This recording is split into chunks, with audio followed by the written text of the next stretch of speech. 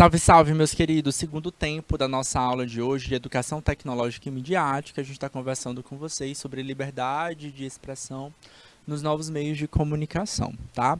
Então, no primeiro tempo, a gente conversou com vocês sobre o conceito geral da liberdade de expressão, a gente deu um pouquinho da base legal brasileira, tá? Constituição Federal, a gente ainda vai falar um pouquinho sobre Constituição Federal, tá? E o que foi que a gente disse para vocês sobre liberdade de expressão? É um direito, tá? Então, temos uma base legal para defender ela. E o que é ela na prática? Esse direito que nós temos de nos manifestar, de expressar os nossos pensamentos, tá? Posso falar livremente de tudo o que eu penso, tá? Posso tudo o que eu penso? Pode, tá? Só que é aquela coisa, tá? Dependendo do que tu for falar, tu vai ter que responder, tá? Aquilo que tu pensa, tá? Porque o direito de resposta de outras pessoas também é garantido, tá? Então, a liberdade da outra pessoa também. A máxima daquele ditado, né? Fala o que quer, ouve o que não quer, ela é pautada nisso, tá? A minha liberdade de expressão é também a do outro, tá? E dois, tá? Liberdade essa que eu tenho, ela não deve interferir na privacidade de outra pessoa, tá? Na intimidade de outra pessoa. Numa foto íntima, num nude, no cotidiano de outra pessoa. Eu não posso, tá mexendo sobre isso. Se falar, eu vou responder diretamente, tá? Posso responder materialmente, moralmente, posso responder até criminalmente, se for o caso. Tá? E sim, tá? Se eu estiver incitando a honra, se eu estiver incitando o ódio a outra pessoa, se eu estiver incitando um falso crime que a pessoa não cometeu, tá? Cuidado.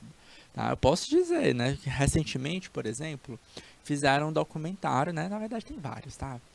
Um documentário, porque saiu agora, semana passada, ou foi essa semana, foi semana passada, eu acho, que estreou. Um documentário falando sobre o assassinato da filha daquela autora Glória Pérez, acho que é isso, né? A Daniela Pérez, né? E eles mostram claramente, fulano e fulana são os assassinos. Professor, pode! Eles são réus confessos e julgados, tá? Então, foi um crime que aconteceu há 30 anos atrás, tá? É um réu confesso, tá? Então, eles não só já foram julgados, então não estou falando de um falso crime, tá? Então, eles dão o nome, eles dão a cara, eles mostram a foto das pessoas, tá? É um réu confesso, a liberdade de expressão tá ali permitindo que essas pessoas possam falar sobre isso, possam falar sobre os fatos que foram para os autos da polícia. Então, artisticamente falando, naquele documentário que foi criado, porque aquilo ali é uma retratação artística, por mais que seja um documentário e que eles tentam passar a veracidade, mas é um recorte, tá? Eles podem fazer isso dentro da legalidade. Ele não está incitando, dizendo que uma pessoa é criminosa, sem ao mesmo tempo essa pessoa não ter sido julgada, tá? Então isso é um ponto importante também, tá? Até onde a arte pode ir? A arte pode ir até a hora que ela não incita que alguém é um criminoso, que não é um criminoso, certo? Se essa pessoa não tem o que, não foi julgado, tá? Porque a nossa justiça brasileira, ela também vai refletir nisso, tá? O direito que essa pessoa tem de se defender, vai resguardar isso, tá? No direito brasileiro, a gente é inocente até que se prove o contrário, tá? Então, na lei, na história das leis, nem sempre foi assim, tá? Já teve a época aí, em outros países, claro, em que o direito estava surgindo e a lei era assim, você era criminoso e você tinha que provar a sua inocência, tá? Então, no Brasil não é assim, tá? A gente é inocente até que se prove o contrário, pelo menos na lei, tá? Pelo menos na lei. A gente sabe que na prática, no dia a dia, não é exatamente por aí, tá? Mas a Constituição Federal, tá? Eu mostrei para vocês o artigo 5º, alguns incisos do artigo 5º, e eu tô aqui trazendo para vocês também o artigo 220, também da Constituição Federal, tá? Então a gente tem o que a gente chama de cabeça. A gente tem o que a gente chama de cabeça, que é a cabeça? Essa parte introdutória. Ela vai citar o que a lei vai dizer em si, né? O dispositivo legal diz. Ele vai dizer o seguinte: a manifestação do pensamento, a criação, a expressão sobre qualquer forma, processo ou veículo não sofrerão qualquer restrição. Opa, então eu estou dizendo que qualquer forma de eu pensar, tá? Se eu quiser falar uma pequena frase, tá? Não gosto da Maria, tá? Não gosta da Dona Maria, não gosta do seu José, beleza? Ou eu fazer uma peça de arte para poder mostrar isso, né? Como a gente não está satisfeito com aquela proposição, a gente está falando justamente, não, a gente vai estar dizendo que isso é liberdade de expressão. Qualquer manifestação não sofrerá qualquer restrição, ou seja, eu estou coibindo, né? Eu estou dizendo que a censura não é permitida, tá? Aí o que a gente tem aqui, ó? Abaixo a gente tem os parágrafos, tá? Esse símbolo aqui, ó, é de parágrafo, tá? Aí tem o parágrafo primeiro, parágrafo segundo, tá? Então eles ajudam a responder, tá? O que está no caput.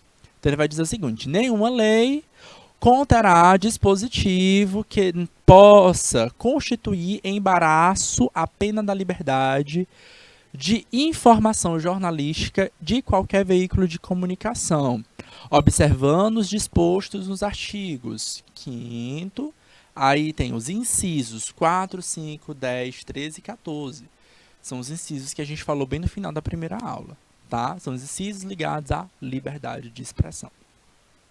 E o parágrafo 2º: é vedada toda e qualquer censura de natureza política, ideológica ou artística. Então é proibido, vedada de ser proibido, certo? Aqui eu trouxe uma charge, certo?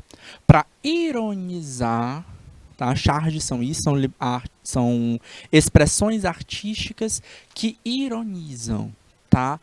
Retratos ou realidades sociais que vivemos hoje. Na charge está dizendo o seguinte: tem duas pessoas, um está removendo cartazes, né? A gente vai entender que esses cartazes são charges. E aí uma pessoa perguntando para a outra: olha só, por que estão removendo as charges sobre censura? Aí ele vai dizer o seguinte: porque não existe censura, tá? Então, atenção, tá? A lei proíbe, tá? Que não haja censura. Na prática, a gente sabe, tá?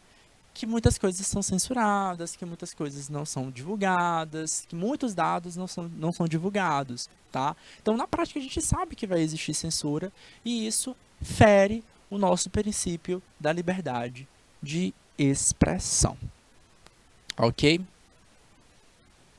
Liberdade de expressão em imprensa, tá? Uma das principais características dos governos autoritários e ditatoriais é a manipulação dos meios de comunicação e imprensa, tá? Essa manipulação dos meios de comunicação, a gente já teve aula para conversar sobre isso, tá? Manipulação da informação, tá? Foi uma aula, acho que, se não me engano, foi de maio, tá? Não tenho certeza se foi maio ou foi junho, tá? Mas a gente falou sobre manipulação na comunicação. Aí eu falei para vocês que existem países, tá? Não é o caso do Brasil, que alguns sites são proibidos. Por exemplo, WhatsApp, Instagram, YouTube. Ai, professor, como é que eles fazem? Eles usam sites alternativos, porque esses sites são proibidos. O Estado proíbe a utilização deles. Por quê? Porque ele quer controlar a informação que circula. Tem países em que esses sites não são proibidos, mas a população, então a gente está falando de cultura, não usa. Tipo o WhatsApp, tá? Aqui no Brasil, o WhatsApp é um dos meios de comunicação mais usados pela população de um modo geral. Comenta aqui para mim se vocês usam o WhatsApp, tá? Então, a grande maioria da população usa. Mas você vai bem ali nos Estados Unidos, França, esses países têm esses aplicativos, mas eles não usam, tá? Então, culturalmente, as pessoas não usam isso. Então, isso não fere a liberdade de expressão. O aplicativo está lá, é somente a cultura das pessoas de não querer utilizar. Hoje a gente usa o WhatsApp para trabalhar, tá? As pessoas usam tanto o WhatsApp que ele virou uma ferramenta de trabalho. Eu consigo responder rapidamente, entrar em contato rapidamente com um colaborador, eu consigo fazer uma reunião, uma chamada com a equipe pelo WhatsApp, eu consigo fazer também, vender produtos pelo WhatsApp, tá? Então o WhatsApp ele ganhou uma outra dimensão ligado à comunicação. Porém, a gente vai ter países que proíbem a sua utilização. Tá? Por quê? Porque ele está justamente limitando a liberdade de expressão por parte da população. Tá? É comum que o Estado desautorize, ameace, persiga e até feche qualquer veículo de comunicação contrário às suas imposições. Inclusive, pode fechar imprensa. Alguns estados no mundo, tá, existe apenas uma única emissora que vai transmitir a opinião, que normalmente é uma opinião maquiada e normalmente é uma opinião favorável ao Estado, certo? É o que eu falei para vocês. Para quem está ligado nas atualidades, vocês precisam estar prestando atenção na atualidade. Esse ano a gente está vivenciando, ainda a gente está vivenciando o conflito Ucrânia-Rússia, tá? Na Rússia, o que aconteceu? As pessoas, ao se manifestarem, os veículos, ao se manifestarem, a gente teve até registro de pessoas de alguns jornalistas que pediram demissão em massa, tá? Justamente por conta de quê? Porque não podiam expressar suas opiniões, tá? Então, isso fere ao princípio da liberdade de expressão, mesmo para o meio de trabalho. Tá? A Meire, tá, da cidade de Manuel Emídio, tá dizendo o seguinte: sempre em consonância com as aulas. O WhatsApp é uma ferramenta de trabalho em nossa vida profissional e pessoal. Aqui no Brasil é demais, certo?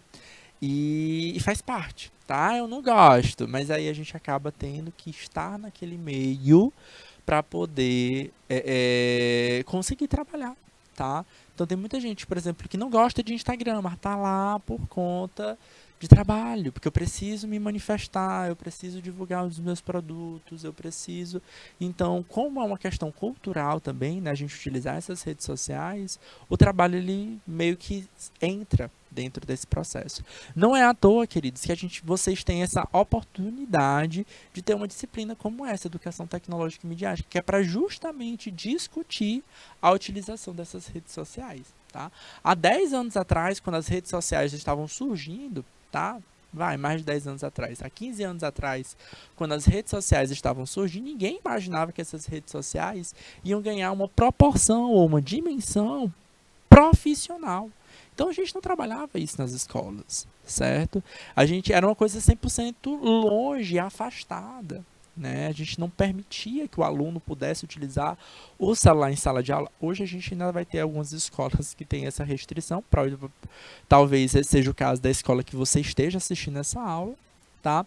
Mas aí tem justamente esse outro lado. Essa disciplina é justamente para dar esse olhar crítico, tá? Eu posso ser crítico com as plataformas na qual eu estou vinculado ou estou usando, certo? Então, a liberdade de expressão, ela também garante a imprensa. E o que é essa imprensa? Quem seria essa imprensa, professor? Os jornalistas, tá? De se manifestarem da mesma forma, tá? Em geral, gente, os jornalistas, eles têm um papel ético, tá? De informar a população. O que normalmente a gente não consegue enxergar, tá?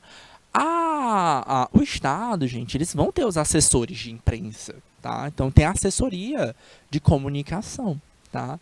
Que divulga os dados e tal, só que é aquela história, tá? Vão divulgar o lado do governante. Normalmente é um lado um pouco mais maquiado, ele vai falar as vantagens, tá? Não estou dizendo que eles vão falar mentiras, pelo contrário, tá? Muito pelo contrário, é proibido falar mentira, tá? É porque eles vão chamar a atenção, eles vão dar evidência pro lado bom, tá? Só que e o lado ruim, tá? Então a imprensa ela tá ali justamente para isso, para criticar.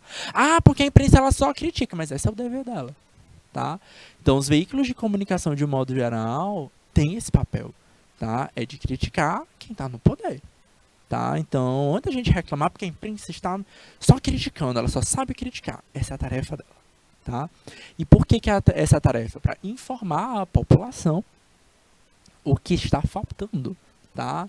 O que a gente pode melhorar, como a gente pode melhorar e o que a gente deve cobrar dos nossos representantes legais. Tá? Então, em uma democracia, a imprensa exerce a função de informar, conectar o público a orientações de especialistas, acompanhar tendências e trabalhar pela transparência das instituições, monitorando atividades dos servidores e entidades públicas. Sem essa liberdade, menos vozes são ouvidas e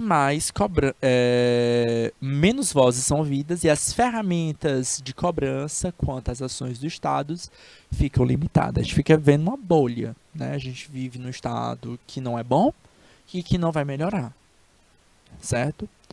É aquela história da bolha que eu falei para vocês a começo, tá? Essas imagens aqui mostram a importância do papel da imprensa, tá? A imprensa que faz as entrevistas, a investigação, então botei aqui a imagem mostrando justamente os repórteres, né, que vão atrás, não só das pessoas públicas, mas dos casos que acontecem em sociedade, na criminalidade, de ouvir a população, o povo, e o saneamento básico de um determinado bairro, e a falta de coleta de lixo que não acontece, e a falta de abastecimento de água.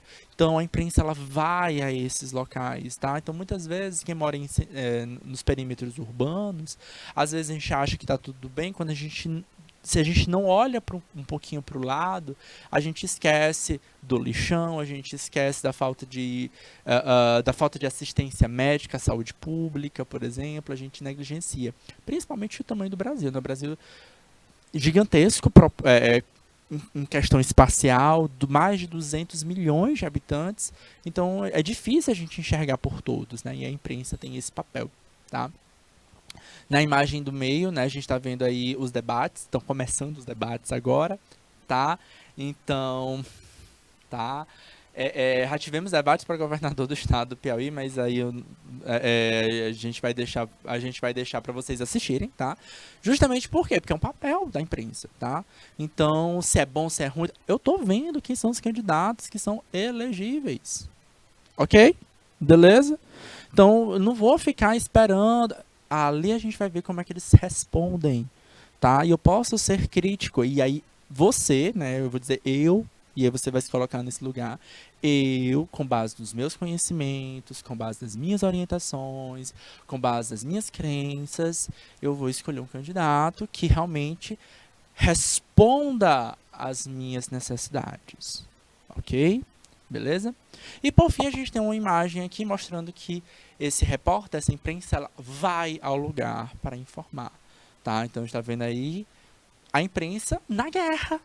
Tá? Então é muito. Essa foto ela é bem artística, tá? Ela tem muita coisa nessa foto. Mas de cara eu vou chamar duas coisas de atenção para vocês. Enquanto os soldados estão segurando uma arma, tá? Que é uma arma de fogo, o jornalista ele também está segurando uma arma que é uma câmera, tá? Então até a posição, a forma como eles seguram é relativamente parecido. Tá? Então essa arma de fogo ali, ela está justamente garantindo que esse repórter, esse jornalista, ele vai levar essa informação relatando o que está acontecendo naquele cenário. Eu não preciso ter ido para a guerra para poder entender o processo, tá? Provavelmente muitas do sentimento, da dor, da luta, claro, só quem está vivenciando para poder saber. Mas eu posso entender, certo?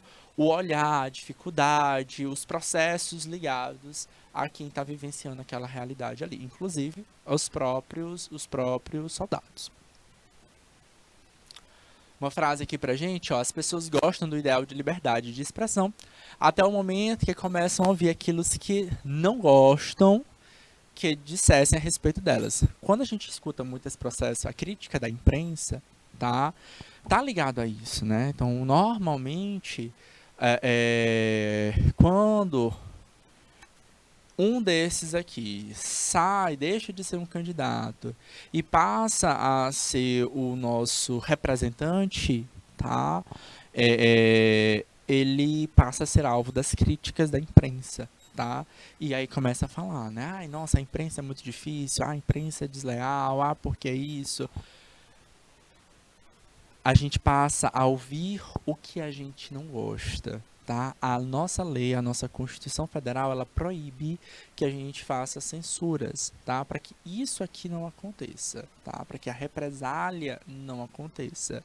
Você é livre para expressar desde que eu não concorde, tá? Então estamos vendo aí aqui uma pessoa com cacetete na mão violentando uma pessoa que estava manifestando alguma opinião, tá? A gente no Brasil, a gente sofre muito disso na prática, tá? A lei, viu, queridos, garante que as pessoas possam manifestar, sim, a opinião delas, mesmo que eu não goste delas, e eu não posso represar alguém, eu não posso incitar, eu não posso violentar essa pessoa porque ela está manifestando a opinião dela, ok? Beleza? Goste ou não disso. Em outras palavras, ter liberdade de expressão não implica a admissão de ofensas, calúnias, invasões, danos materiais morais, sem nenhuma punição. Além de garantir crédito sobre a opinião, essa determinação serve que o autor seja contatado posteriormente. Aí a gente entra no ponto que era a pergunta que eu disse para vocês. E aí, galera? E o anonimato? Pergunta que eu fiz para vocês, vocês me responderam. A Maria do Carmo Leal respondeu, o pessoal de São Miguel da Baixa Grande respondeu, Curral Novo respondeu. Tá? Pode até me colocar de novo na tela, tá? O exemplo que eu dei para vocês ainda agora, tá? Vou repetir a pergunta, só para a gente contextualizar. Eu, tio Assis, né? Professor de vocês. Meu nome é Assis. Aí eu entro na internet, aí eu quero falar mal da Yara, minha diretora de imagem, tá? Aí eu falo, quero que ela descubra que sou eu, né? Porque minha colega de trabalho, tá? Vou botar agora seu siriguejo, né? Botei lá no nick seu siriguejo e vou falar mal dela. A Yara não faz nada, certo? A Yara atrapalha as aulas. Não gosto da Yara e tal, não sei o que. Beleza? Eu estou sendo anônimo. Não dá pra descobrir quem sou eu só porque eu mudei meu nick. Isso é anonimato. A gente já disse pra vocês, tá? Isso, gostei. Era nesse ponto que eu queria chegar. A gente sabe, queridos, que na legislação brasileira, tá? Veda o meu anonimato. Eu posso trocar meu nick por N motivos, tá? Vamos dizer que esse nickname seja um pseudônimo, tá? A gente pode, por exemplo, criar um livro com um autor diferente. Esse pseudônimo é muito comum, por exemplo, na literatura, né? Tem autores que mudam o seu nome para criar um estereótipo diferente, uma versão artística. Eu posso me expressar de forma diferente nesse ponto, tá? Então tem vários autores que têm o que eles chamam de personas diferentes. É o caso do, se eu não me engano, Fernando Pessoa. Tá? Fernando Pessoa tem essa de trocar, né? De ter textos de pseudônimos diferentes. Hoje a gente sabe quem eram seus pseudônimos, tá? Alguns autores, sabe aquela autora do livro do Harry Potter, né? J.K. Rowling, ela publicou alguns livros com nome diferente, tá? Porque ela não queria ter essa margem. Eu sou muito famosa, eu quero fazer uma outra publicação diferente para saber como é que as pessoas reagem a esse outro nome. Depois que foi divulgado, todo mundo ficou, é o livro dela, é um nickname, eu posso criar isso. A editora que está publicando aquilo dali, ela sabe, ó, essa aqui é a autora, e ela vai responder criminalmente. Eu, quando mudo meu nickname, eu não escondo quem eu sou. Eu simplesmente estou mudando meu nome, só que eu ainda consigo descobrir quem está por trás dessa carapuçazinha aqui. O pessoal de São Miguel da Baixa Grande falou, mas professor, nessa questão de anonimato, também tem a questão do IP. Exatamente, queridos. Então, Infelizmente, ou aliás, infelizmente não, felizmente, tá? Se a opinião, no exemplo que eu citei, né? Eu, Assis, tá? Quero ofender a minha colega de trabalho, tá? Mas aí eu não queria que soubesse quem eu sou, tá? E eu começo a falar mal dela com um nickname diferente. E ela acaba tendo prejuízos com isso. É demitida, perde emprego, não consegue outro emprego nenhum, porque aquela frase ficou muito ela pode ir atrás, certo? Ela pode descobrir quem era esse tal seu siriguejo e ela descobre. Por quê? Por conta do que a gente chama de IP. O que é um IP, galera? IP é essa identidade que o computador vai ter. E atenção, tá? Computador não é só aquele computador de mesa. É o celular de vocês. O celular de vocês também é um computador superpotente, tá? Ele também tem um IP, tá? Então, o IP, ele tem a ver com a identidade que o teu computador tem com aquela internet também, tá? Então, a internet que eu estou conectando, tá? Então, cuidado ao emprestar o celular de vocês, tá?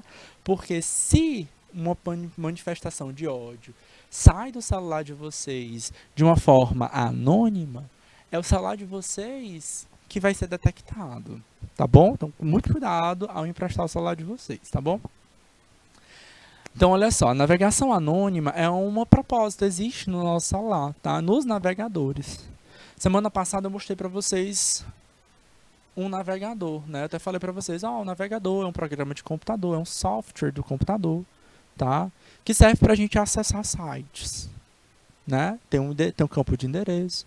E eu disse para vocês, inclusive, o navegador, ele tem o que a gente chama de navegação privada ou navegação anônima. As pessoas acham que quando acessam aquilo dali, elas estão mais seguras e elas estão protegidas para que o mundo não saiba quem ela é. Isso é verdade? Não, tá? Operar nesse modo cria uma seção temporária e isolada da seção principal do navegador. Só isso. Uma dica para a gente perceber como a gente não é anônimo na internet é acessando esse site aqui, nothingprivate.ml, né? Esse aqui é o endereço de um site que prova como, mesmo navegando no modo privado, a internet sabe quem tu é por conta desse IP, tá? Dessa identidade que a máquina que você está usando naquela internet. Você vai digitar esse site na barra de endereço, fica de sugestão, vocês podem fazer isso pelo celular também, certo? E quando você acessa esse endereço, aparece isso aqui, ó.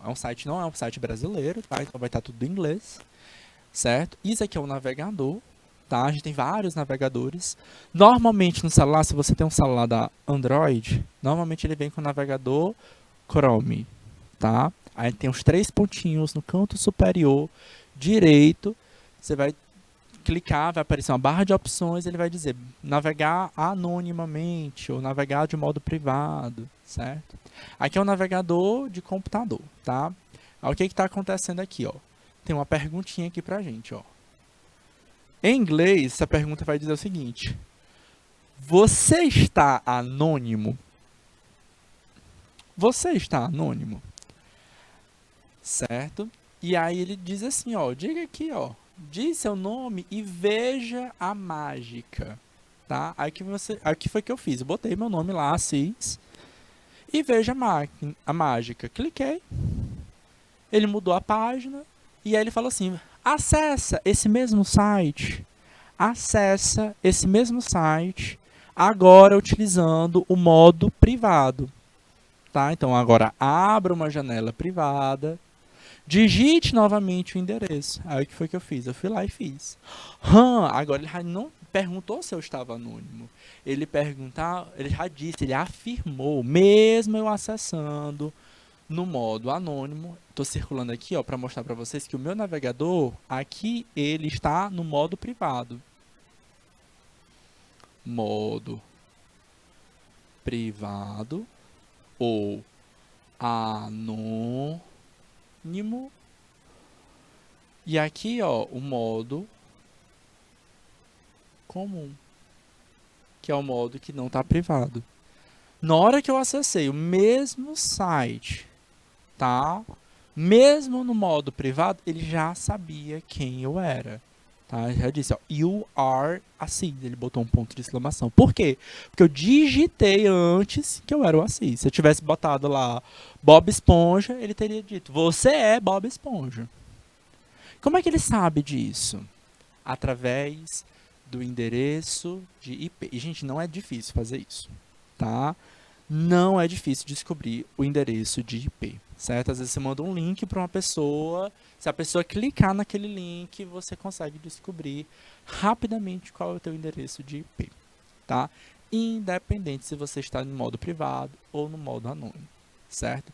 Então, não existe essa forma de anonimato, a não ser que tu seja um hacker muito profissional mesmo para poder conseguir ter essa base para sumir ou apagar ou maquiar muito bem o teu endereço de IP, tá?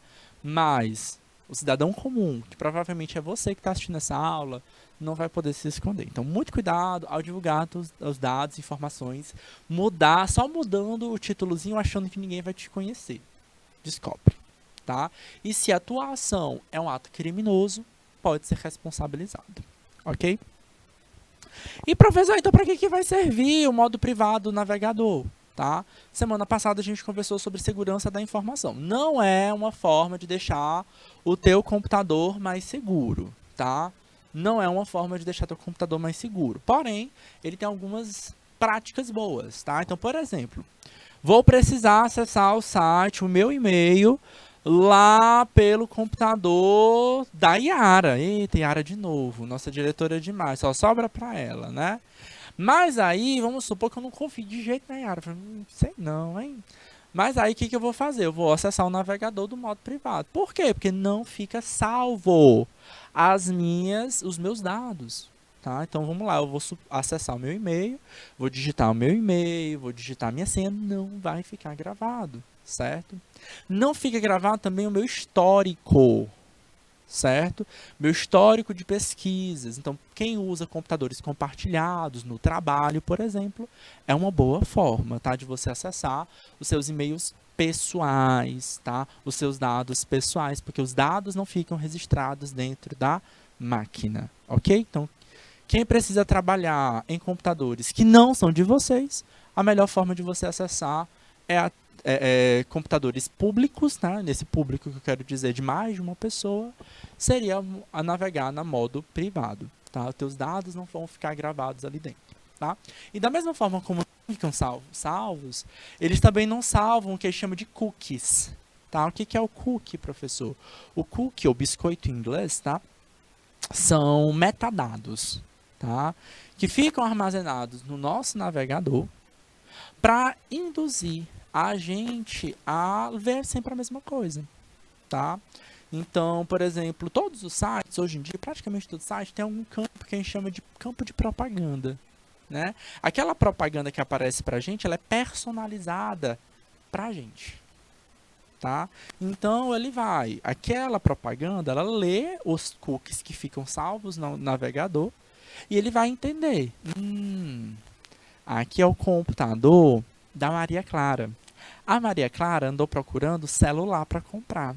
Então, a propaganda que vai aparecer é aquela propaganda da Americanas dizendo uma oferta de celular. Aí ele vai dizer o seguinte, não, esse computador aqui não é da Maria Clara, esse computador aqui é do Samuel. E o Samuel andou pesquisando casa para comprar. Então, ele não vai aparecer mais a propaganda da Americanas com celular, vai aparecer agora da OLX, tá? Para alugar ou comprar outras casas. Não perca essa oferta. E ainda diz o nome da nossa cidade, ainda diz qual é o bairro que a gente tá. Você fica assim, minha gente, como é que ele sabe? São os cookies, tá? Só que aí é aquela coisa, né? É tendencioso. Então, se eu for de fato comprar um produto, tá? Meio que as ofertas ficam viciadas. É só aquela oferta, é só aquele preço. Navegar do modo privado ajuda também a gente comparar preços diferentes. É como se fosse uma outra pessoa que está acessando o site e está vendo as ofertas de forma diferente. Então, você pode dar aquela comparação, falar, acho que eu encontrei uma oferta melhor. tá? Às vezes não, tá? Mas é uma forma de você comparar produtos diferentes sem aqueles cookies que ficam salvos no teu computador e associados ao teu e-mail, tá bom? Então, tudo isso, as máquinas, isso é fenômeno web 4.0, galera. A gente já conversou sobre isso. Acredito que foi as últimas aulas de junho, julho do primeiro semestre, tá? Então a gente conversou sobre esse fenômeno web, tá? E a gente vive isso, tá? Esse fenômeno web 3.0 e 4.0, eles estão associados à inteligência artificial, os algoritmos, tá? Que é da internet, eles usam muito essa base dos cookies, tá? Então o navegador privado, ele serve para isso, apenas, tá? Não vai te deixar no lugar de segurança, tá? Para quem está por trás da internet, tá? Vamos supor que tem um hacker na internet, então não continua o mesmo esquema de segurança. Tu não vai clicar em nenhum link estranho de uma pessoa estranha que te mandou um e-mail, tá? Não confie nesses e-mails que chegam pra gente. Mensagem no celular, SMS, mensagem no WhatsApp, clique aqui. Não clique. Se você não solicitou, não clique. A não ser que você tenha solicitado, tá? Porque às vezes acontece. Ah, esqueci qual é a minha senha do e-mail. Deixa eu mandar aqui pedir para recuperar a senha. Aí, claro, né? Aquela mensagem que chega pra gente, você tá esperando aquela mensagem. Agora, do nada, chegou uma mensagem do banco falando que você ganhou um consórcio de moto que tu nunca cadastrou. Ai, ganhei um consórcio de moto. Ah, que legal. Clique aqui para cadastrar para tu receber. Tu vai lá todo empolgado. Ganhei uma moto e tal. Tu nunca cadastrou aquilo ali. Gente, é falso, tá? Isso é phishing, tá? A gente já falou isso na aula da semana passada, tá? Isso é crime cibernético, ok? Beleza? Mesmo a navegação privada, tá? Ela não vai te garantir segurança para isso. Tu clicar naquele link, tu vai continuar na técnica do phishing. Tu vai ser redirecionado para um site falso que vai capturar os dados que tu vai colocar lá. A única coisa é que no navegador privado, aquele teu acesso não fica registrado na tua máquina. E pronto. Né? E quando eu digo máquina, é o celular ou computador que tu está acessando. Beleza? Ok? Deu para entender sobre essa ideia do anonimato? Maria do Carmo, pessoal de Curral Novo, de São Miguel da Baixa Grande, pessoal de Porto, de Pau d'Arco, de Prata, conseguiram entender essa ideia da navegação de modo privado, tá? Não garante segurança e também não garante anonimato, certo? Beleza? Nem mudar, viu, nickzinho, achando que ninguém vai descobrir quem eu sou. Beleza? Dá pra descobrir, tá bom? Tem gente, inclusive, que faz, né, os perfis falsos, né? Tem gente que faz perfil falso pra ficar stalkeando a vida das outras pessoas, tá? Cuidado, também dá pra descobrir, tá? Quem é o IP, tá? E é mais fácil do que vocês imaginam. É muito fácil de descobrir, tá bom? Liberdade de expressão e crimes contra a honra, como eu disse pra vocês, tá? Então, eu não posso estar achando que eu estou na internet, eu estou abraçado pelo anonimato, ninguém vai descobrir quem eu sou, porque na internet o pessoal é bem feroz, né? O pessoal faz cancelamento, briga, achando que as pessoas nunca vão descobrir quem eu sou. Queridos, atenção, se eu cometo um crime contra a honra, eu posso ser penalizado contra isso, tá? O que o Brasil, as leis brasileiras vão dizer sobre o crime? O que é um crime? Crime é o que tem uma lei que diga que aquela ação é um crime, tipo matar alguém, né? Moralmente falando, tá? Você vai dizer, matar não tá muito certo não, né, professor? Não, tá certo, realmente não está certo, tá? A gente vai ter, talvez, uns psicopatas, né, um serial killer, por exemplo, talvez eles até possam achar, não sei não, acho que não vou achar tão errado não, tá? Vai que uma pessoa é um serial killer. Ele vai questionar a moral e vai falar, né? Mas a lei, aí sim a gente não pode fugir, tá? No Brasil nós temos uma lei que vai dizer que matar alguém é crime. Certo? Tá aonde? No Código Penal brasileiro, tá? Nós temos um Código Penal, tá? É uma lei, né, grande, extensa, caracterizando o que é crime, quais são as suas penalidades, tá? E nós podemos ter algumas outras leis a mais que adicionam alguma característica a esse Código Penal, tá? Por exemplo, nós temos lei de crime ambiental, certo? É uma lei à parte, mas ela vai caracterizar o que é ou não é um crime ambiental, certo? Então, no Código Penal, por exemplo, o artigo 121, né, o 121, é o matar alguém. E abaixo desse artigo, dentro ainda desse artigo, a gente tem o que a gente chama de qualificador, né? Matei por motivo torpe, ou torpe. O que é isso, professor? Matei por um motivo fútil, besteira, tá? A Mariazinha passou aqui e roubou minha galinha. Eu fiquei com raiva, fui lá na casa dela, dei um tiro na cabeça dela. Roubou uma galinha? Sério? Sabe? É uma discrepância muito... Não, tá? Isso é uma qualificador. Ou então, por exemplo, matei por... Achei que a pessoa era... matei só porque é uma mulher, né? Feminicídio, tá? A gente vai associar um pouquinho o que a gente vai conversar agora, tá? Matei a minha esposa, né? Ela saiu pra festa e não me avisou, né? Matei exatamente por essa condição, pela condição de ser a minha mulher, a minha esposa, ou não. Matei porque ela estava usando batom vermelho. Infelizmente, a gente tem esse crime no Brasil, tá? Então, isso é um qualificador do homicídio, tá? Ele continua sendo continua sendo um homicídio, mas a qualificação pelo fato da condição de mulher chama de feminicídio. Então, a qualificação desse artigo, tá? Tem lei para determinar que é um crime, ponto, tá? Na crimes contra a honra, a gente vai ter leis, a gente vai ter dispositivos legais que vão caracterizar o que é um crime, tá? E a lei brasileira, ela também, claro, em outro aspecto, tá? Se já foi publicada aquela lei, tá? Se já foi publicada aquela lei, o que acontece? Eu não posso argumentar que eu não conhecia aquela lei, tá? Então, você que está assistindo essa aula, já tem um crime contra a honra. E aí você não pode argumentar com, eu não sabia que podia falar mal, que eu não podia falar mal da Dona Maria, né? E a liberdade de expressão, tá? Vocês não podem argumentar isso, tá?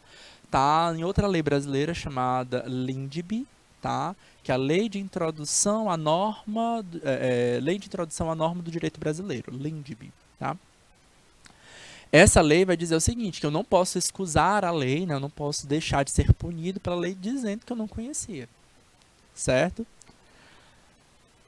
Obrigado, pessoal de Buriti dos Nobres, pelo feedback, tá? Então, atenção. Eu não posso argumentar que eu não conhecia a lei, mesmo de fato eu não conhecendo. Se ela já foi publicada, ela está ali.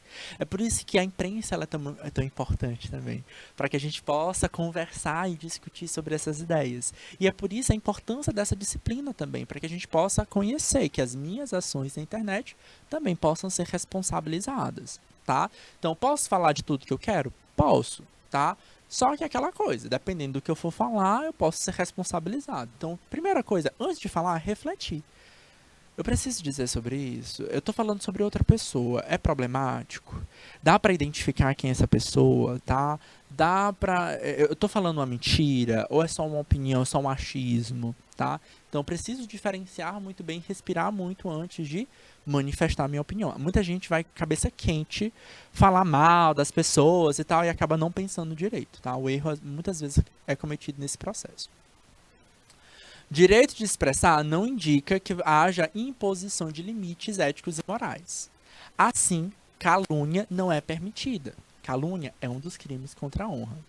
A preservação dos direitos de expressão deve ser assegurada em qualquer comunicação, incluindo a internet. Porém, isso não me dá o direito a cometer crimes, tá? Eu não posso, né, argumentar dizendo que é liberdade de expressão. O que seria um crime contra a honra, tá? Onde é que eu vou encontrar isso?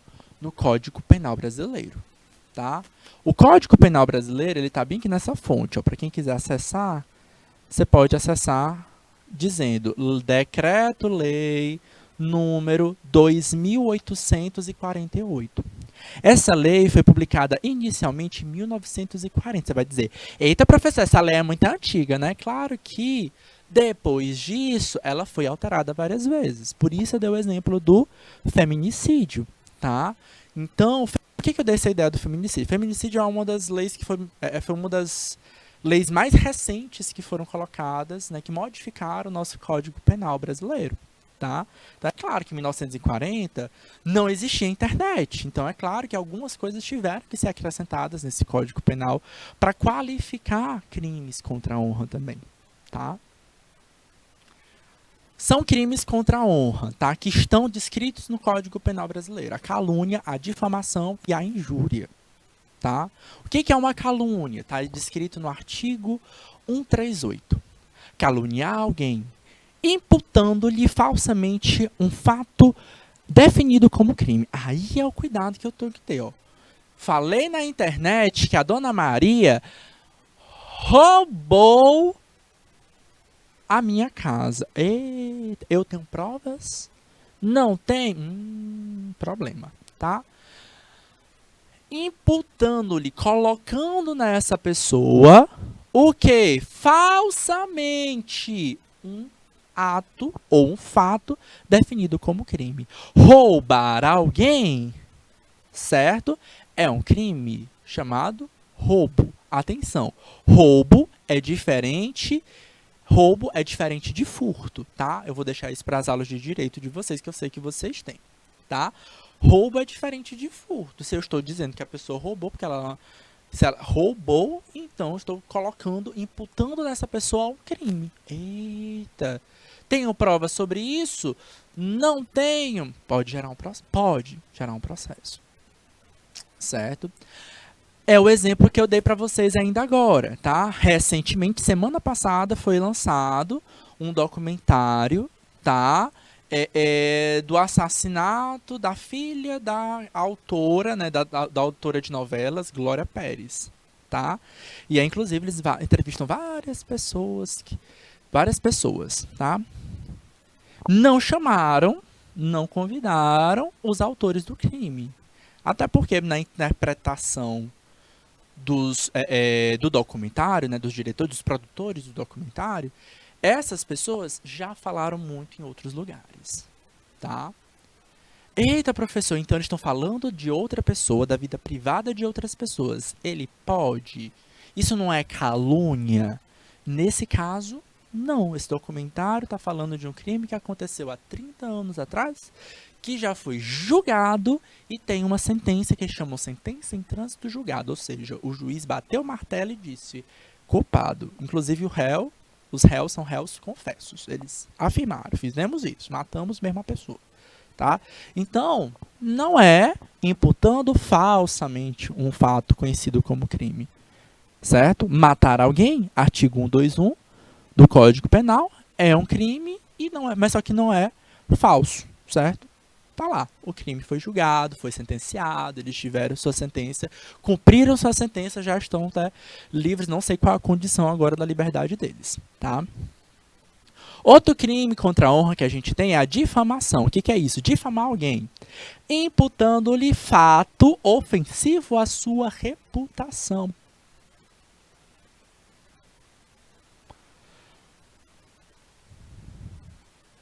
Professor Meire está dizendo o seguinte: o direito de expressão, temos que saber o que falar contra o outro e ter segurança e fundamentos. Exatamente, Meire. Reflita antes de escrever, só isso, tá? Só parar, respira um pouquinho, tá? Às vezes a gente vai pra internet com raiva, né? Quer falar um monte de coisa e tá. Respira um pouquinho. Ah, tá, beleza. O que eu tô falando? Qual é o argumento? Como é que essa pessoa vai receber isso também, tá? E aí tu tenta fundamentar um pouco melhor. Não é dizer que você não vai poder se expressar, é só fundamenta melhor o teu contexto. E entenda que as tuas ações podem ser lidas como crime também, tá? A difamação é imputar um fato conhecido ou ofensivo à reputação, certo? Exemplo que eu disse aqui da Yara, né? Eu botei lá o anonimato ainda mais, né? Seu Siriguejo entrou lá para falar da diretora de marketing. Não faz nada, atrapalha a aula. Nananana. Tá certo isso? Tá não ainda. É difamação. Tá? Ela perdeu o emprego dela. E claro que aqui é ficção, viu, Yara? Nossa, Yara que sempre contribui. Não é à toa que eu cito o nome dela muito, porque ela contribui tanto para as nossas aulas. Eu tô aqui falando, ela já tá aqui ajudando, ajustando, mudando, melhorando, tá? E aí o que que acontece? Se eu faço isso e isso atrapalha a vida dela, tá? Ofensivo à sua reputação, ela acaba perdendo o emprego, tá? Ela me responsabiliza de duas formas, viu? Ela tanto pode me responsabilizar materialmente pelo emprego que ela perdeu, pelas contas que ela deixou de pagar por isso é direito civil, como ela pode me responsabilizar penalmente, porque isso é outro crime, difamação, tá? São julgados como crimes diferentes e independentes, tá? O direito brasileiro é desse jeito, tá? E a injúria, tá? O que que é a injúria? Injuriar alguém, ofendendo-lhe a dignidade ou decoro, tá? Fulaninha não vale nada, já tá ali nas festas de novo, com aquela roupa e tal, não sei o quê. Então, cuidado, tá? Então, isso aí vai afetar a dignidade e o decoro daquela pessoa. Mas o seu fulano é um corno, não sei o quê. Então, tudo isso pode ofender a imagem, dependendo da forma como a gente fala, pode ser lido e interpretado. Observe que eu deixei aqui para vocês as penas de cada um desses crimes, porque sim, são crimes, ok?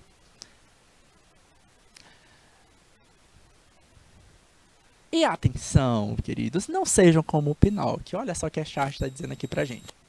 Seu GP está dizendo o seguinte: espalhar mentiras é errado. Aí o Pinóquio está dizendo o seguinte: lá vem você querendo acabar com minha liberdade de expressão, tá? Não confundam liberdade de expressão com crimes, tá? Como, por exemplo, calúnia, difamação ou injúria. Não confundam liberdade de expressão como fake news, tá? Fundamentem os argumentos que vocês estão utilizando, tá? A primeira coisa que a gente precisa entender é qual é a origem daquela minha opinião. É a origem religiosa? Então tá tudo bem, tá? Então, minha opinião, tá. Eu comecei essa aula, não sei se todas as turmas estavam presentes, eu dei aquela ideia, né?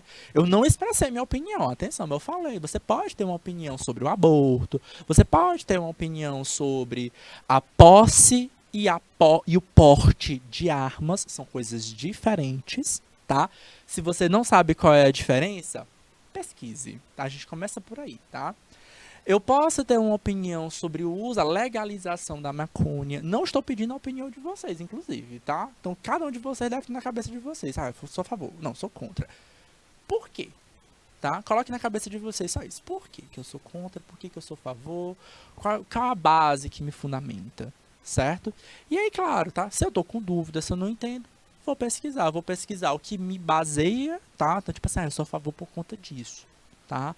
Uma visão mais religiosa. Então, beleza, deixa eu ler um pouco mais sobre o que a religião me diz e deixa eu ler o que outras pessoas que são contra ou a favor vão dizer o contrário, certo? Para que eu tenha essa base, para que eu saiba contra-argumentar, certo? Então, a primeira base é essa. A liberdade de expressão permite que eu possa ouvir outras vozes também, tirar possíveis dúvidas que a gente possa ter, ok? Beleza? E a gente entra nessa última parte, tá? Que é uma parte delicada e cuidadosa, tá? Que a gente precisa ter, que são o vazamento de fotos íntimas, tá? Na chargezinha que tá ao lado, claramente essa foto íntima é o que a gente chama de nude, tá? É a foto pelado, tá? Que acabam sendo vazados, tá? Alguns pontos que eu vou chamar a atenção para vocês. Primeiro ponto,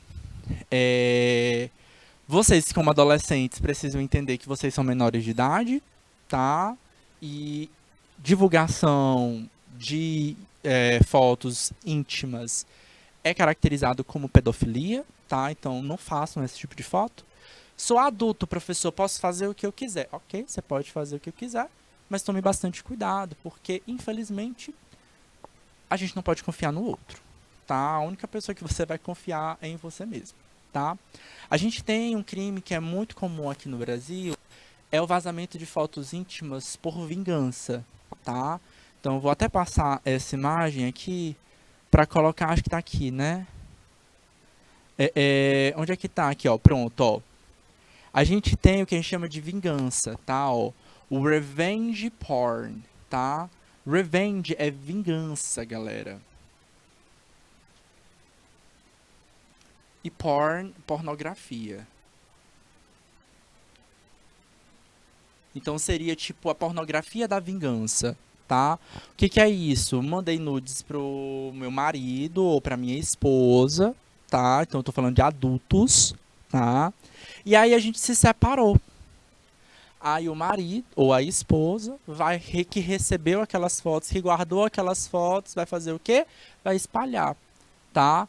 Espalhar pros amigos, pras amigas. Ó, não valia nada, ó, as fotos que me mandava, ó, vale nada, não sei o quê.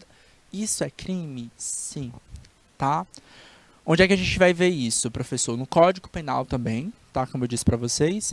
É uma lei antiga de 1940? É, mas ela é reformulada. Então, ó, tem uma outra lei que modificou o Código Penal e acrescentou um crime. O crime chamado divulgação de cena de estupro ou cena de estupro de vulnerável, de cena de sexo ou de pornografia. Isso é crime, tá? Atenção, isso aqui, queridos, é ligado a Código Penal de cenas adultas, tá? Oferecer, trocar, disponibilizar, vender, expor à venda, distribuir, publicar, divulgar por qualquer meio, tá? Eu vou acrescentar, eu não coloquei no slide, mas eu digo mais. Quando a gente fala em pornografia infantil, que é pedofilia, armazenar entra como verbo, tá? Então, o fato da foto existir no teu celular, isso pode ser caracterizado como pedofilia, tá?